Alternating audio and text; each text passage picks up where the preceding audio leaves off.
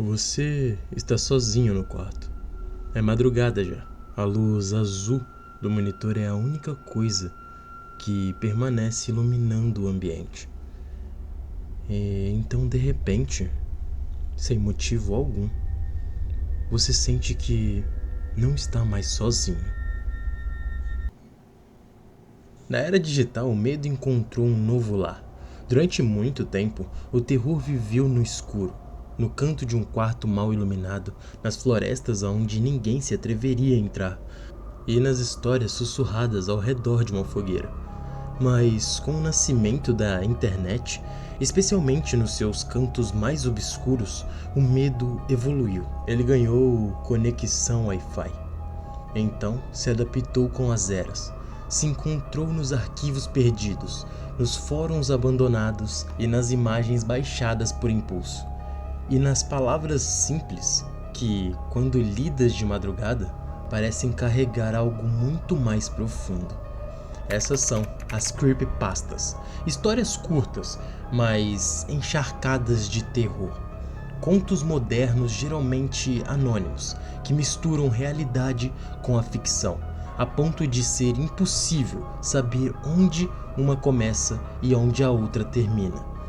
Elas surgiram em blogs no Reddit, em imagens soltas e relatos editados no Notepad, mas acima de tudo, elas sobreviveram porque foram compartilhadas, porque o medo, no fundo, só faz sentido quando é dividido. Nesse vídeo, a gente vai viajar um pouco pelas 7 creepypastas mais aterrorizantes da internet e te fazer lembrar de cada uma delas, e que, por mais moderno que o mundo fique, o medo, ele nunca sai de moda.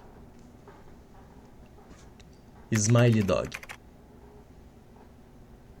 Imagina receber um e-mail com o assunto smiley.jpg.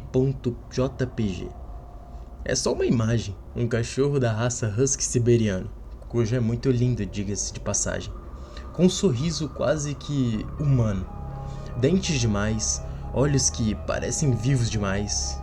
Tá bom, isso não parece mais tão bonito, mas a imagem vem com um aviso: abra por sua conta em risco, quem vê nunca esquece.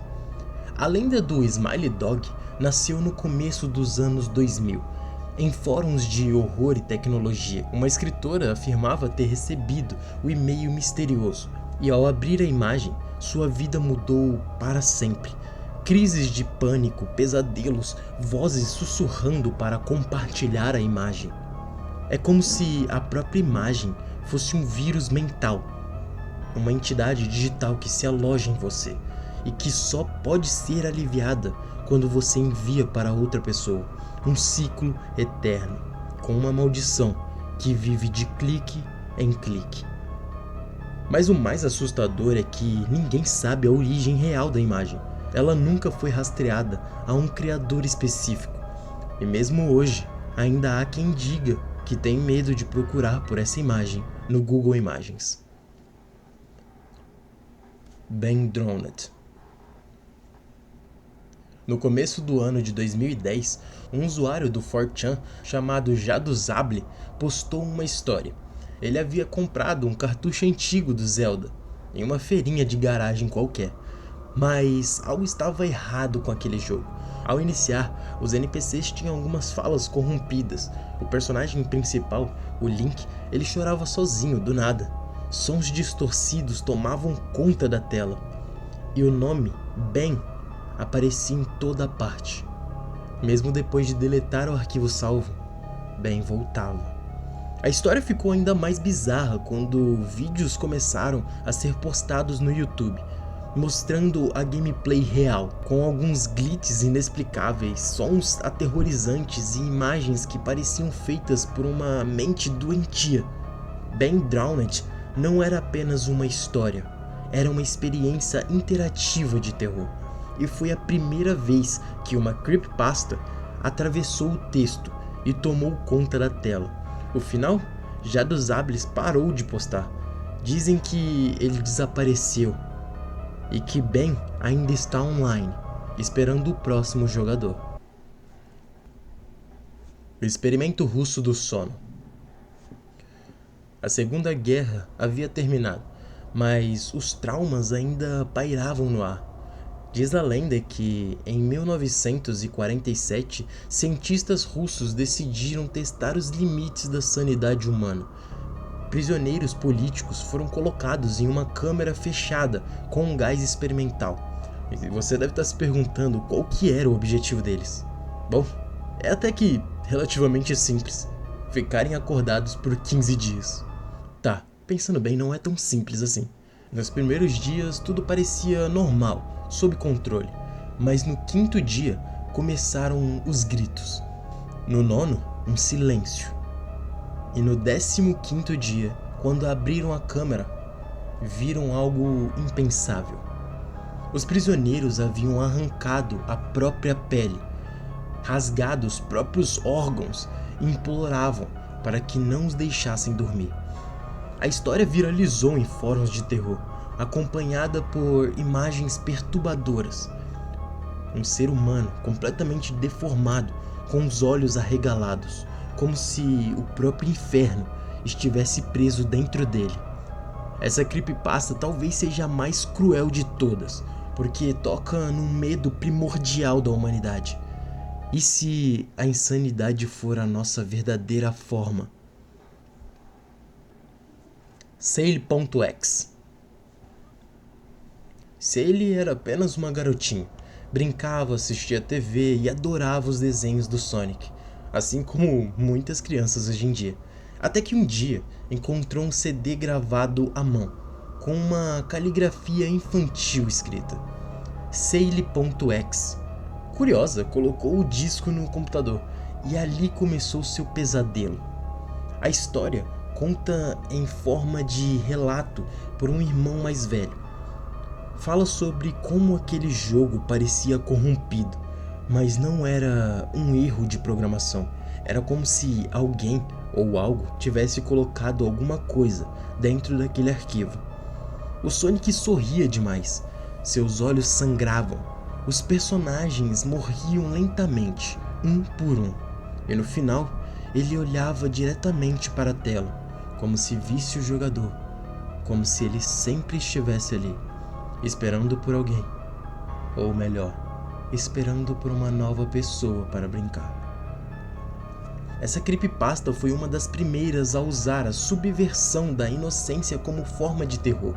Pegar algo infantil, colorido e amado, como o próprio Sonic, e transformá-lo num predador. É uma forma de quebrar a barreira da segurança infantil. E lembrar que nem todo jogo é só um jogo. The Rake. É madrugada agora. Você acorda sem saber por quê. Olha para os pés da cama e ali, imóvel, há algo observando você. Essa é a essência de The Rake. Se eu estiver falando errado, me perdoa também, porque eu sou horrível com inglês, então vamos continuar. The Rake é uma criatura humanoide, magra, de olhos vazios e garras longas. Uma presença silenciosa que, segundo os relatos, aparece nos pés da cama das suas vítimas e apenas observa por horas e horas. Às vezes ele sussurra, outras vezes ele chora. Mas uma coisa é certa, se você o ver, não há como escapar. Rake surgiu em um fórum que tá aí na tela, que é muito difícil de pronunciar, então eu nem vou me arriscar. Ele foi nos meados de 2005, como parte de um experimento coletivo de criações de lendas, mas com o tempo a criatura ganhou vida própria. Pessoas começaram a relatar experiências semelhantes, com descrições quase que idênticas. Coincidência? Ou será que o medo coletivo criou algo real? Mais assustador do Rake não é sua aparência, é o silêncio.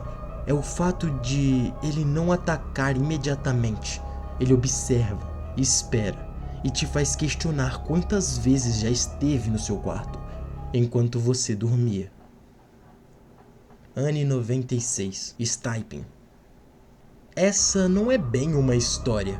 Tá mais pra uma conversa, uma troca de mensagem entre dois adolescentes, Anne 96 e David. A história começa com a Anne perguntando se David ouviu algo estranho a noite anterior.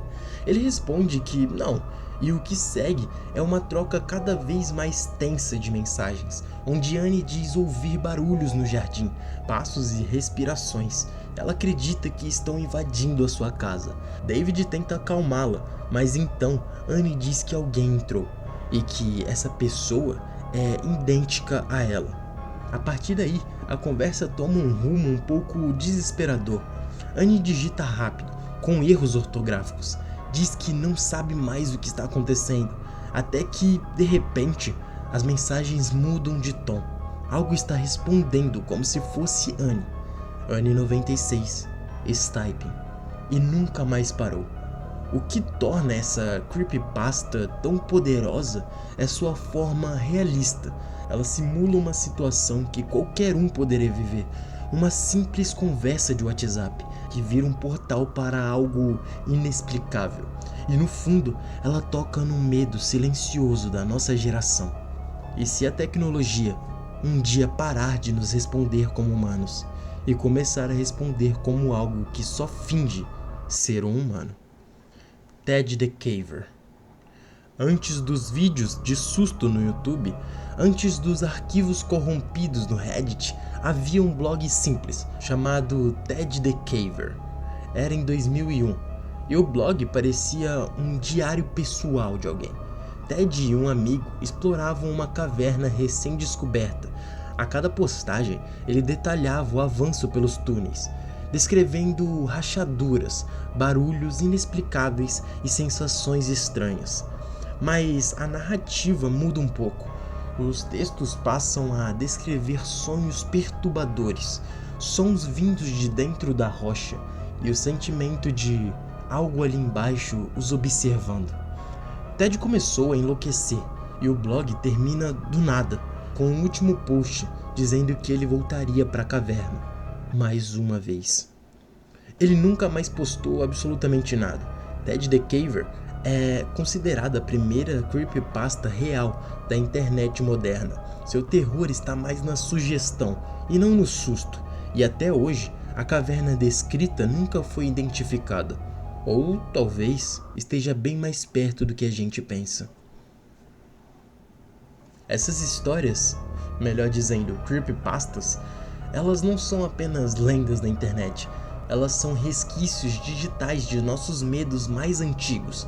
São espelhos distorcidos da própria realidade, nos mostrando o quanto a internet pode ser um território fértil para aquilo que nunca morre, porque está sempre sendo compartilhado. Então, da próxima vez que ouvir um barulho estranho ou ver algo se mexendo no canto do seu quarto, lembre-se, essas histórias podem ser apenas ficção, mas toda ficção um dia nasceu de uma verdade esquecida, de uma voz no escuro, de uma presença no espelho, de um sussurro atrás da porta.